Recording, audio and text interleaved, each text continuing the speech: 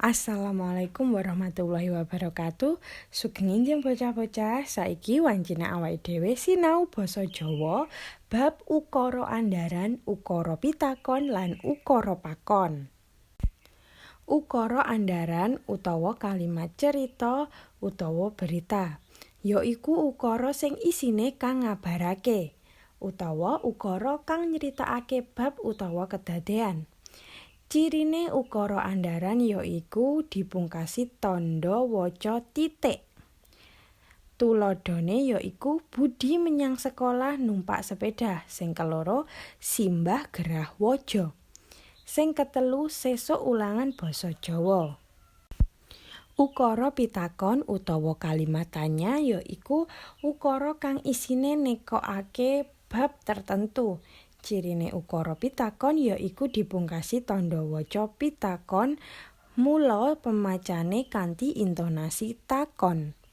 Tuladhane yaiku sing kesiji, sapa sing menyang sekolah numpak sepeda? Sing keloro, kepriye carane gajah iku ngrusak tegalan lan wani nyerang menungsa? Sing ketelu, kapan kedadean iku dumadi? Sing kepapat, ana kedadean apa? Ukara pakon utawa kalimat perintah yaiku ukara kang isine merintah wong liya nindakake pakaryan tertampu manut apa sing dikarepake sing ngongkon. Cirine ukara pakon yaiku dipungkasi utawa diakhiri tandha waca seru. Mulane pemacane kanthi intonasi seru lan rada diteken. Tuladhane yaiku Bud numpaka sepeda menyang sekolah. Sing keloro, kancamu gawokno pelem. Sing ketelu, gawanen tas kuwi. Sing kepapat, jupukno bukuku ing dhuwur meja kuwi. Tugase bocah-bocah saiki yaiku isenono titik-titik ngisor iki nganggo tembung sing bener. Tembunge wis ana ing sisih tengene. Dadi bocah-bocah garek nyocokne endi sing cocok gawe ngisi titik-titik. Selanjute awake dhewe saiki sinau basa sing bab wangsalan. Wangsalan adalah beragam puisi lisan using berupa ungkapan atau pertanyaan tidak langsung dengan cara memanfaatkan persamaan bunyi akhir atau sebagian bunyi jawaban atas frase yang disampaikan sebelumnya. Dengan kata lain, wangsalan adalah teka-teki yang memiliki jawaban secara tersamar pada ungkapan yang telah disampaikan, dengan ciri-ciri memiliki persamaan bunyi. Contoh-contone wangsalan yaiku sing kesiji gelang alit, yaiku maksude ali-ali. Artine lali. Sing keloro ngelemah bom. Maksude pasir, artine ngesir. Sing ketelu manuk putih saba wuwungan. Maksude iku dara, artine ketara. Sing kepapat belung nangka. Maksude beton, artine katon-katonen. Sing kelima ngerambut pitik. Maksude iku wulu, artine ngelulu. Sing keenem jahe wana. Maksude lempuyang, artine oyang. Sing kepitu kembang gula. Maksude gelali, artine lali. Sing kewolu mbanyu wungkul. Maksude es.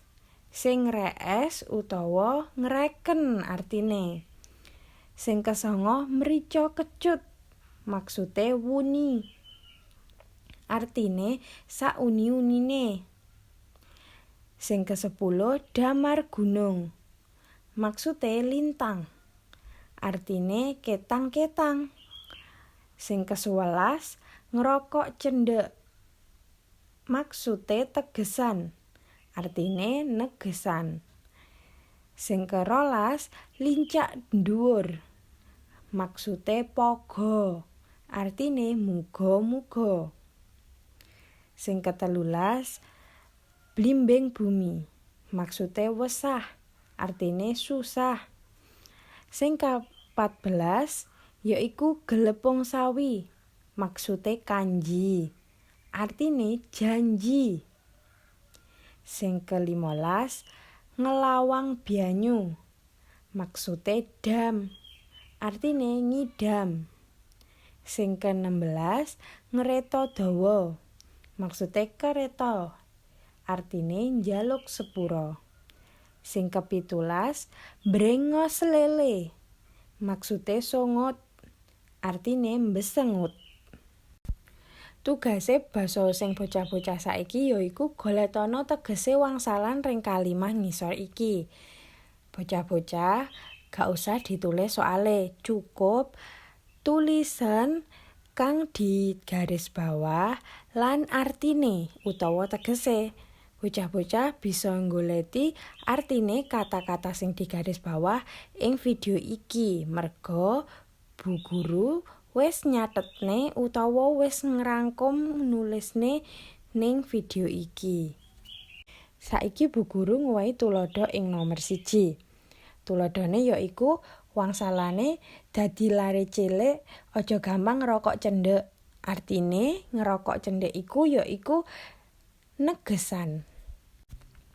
Sakwise bocah-bocah ngerjane aja lali dipoto lan dikirim ning WA wali kelase.